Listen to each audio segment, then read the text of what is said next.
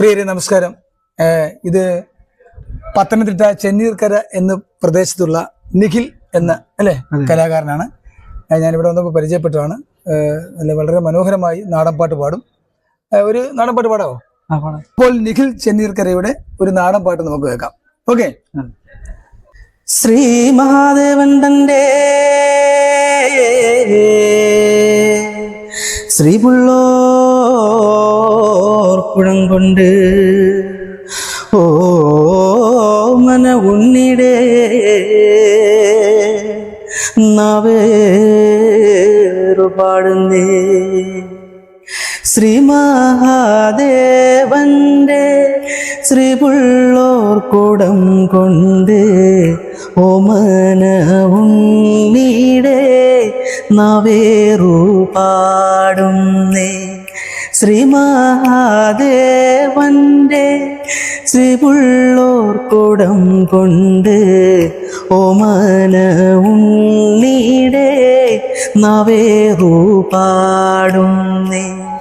അമ്മയ്ക്ക് ഉയിരാണ്, അച്ഛനും പൊന്നാണ്, മുത്തശ്ശി വീട്ടോർക്കും അരുമക്കീടാവാണ്.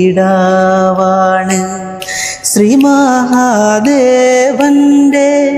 ശ്രീപുള്ളോർ കുടം കൊണ്ട് ഓമന ഉണ്ണീടെ നവേറു പാടുന്നേ. നവേറു പാടുന്ന നേരത്തും നഖങ്ങളും ദേവകുലങ്ങളും ഉണരുണരേ. നാഗശാപങ്ങളും കണ്ണേറും കരിനാക്കും നിജദോഷങ്ങളും പാടിയൊഴിക്കുന്നേ. ശ്രീ മഹാദേവന്റെ ശ്രീപുള്ളോർ കുടം കൊണ്ട് ഓമന ഉണ്ണീടെ നവേറു പാടുന്നേ. പാടിയൊഴിക്കുന്നേ പാടിയൊഴിക്കുന്നേ സർവദോഷങ്ങളും പാടിയൊഴിക്കുന്നേ. പാടിയൊഴിക്കുന്നേ പാടിയൊഴിക്കുന്നേ സർവദോഷങ്ങളും പാടിയൊഴിക്കുന്നേ. ശ്രീ മഹാദേവന്റെ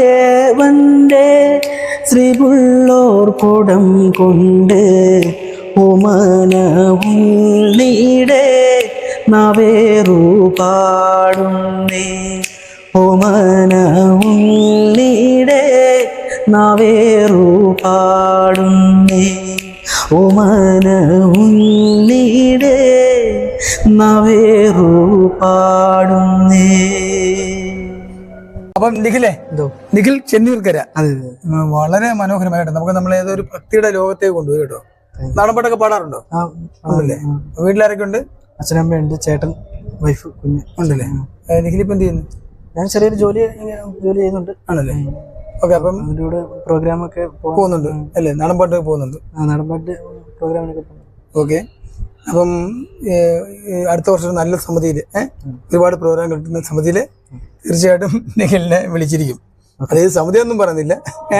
പിന്നെ അപ്പം പ്രിയ പ്രേക്ഷകർ നിഖിലിന്റെ പാട്ട് സ്നേഹത്തോടെ സ്വീകരിക്കണം, സപ്പോർട്ട് ചെയ്യണം, ഈ കലാകാരനെ അനുഗ്രഹിക്കണം. ഓക്കെ മോനെ. ശരി.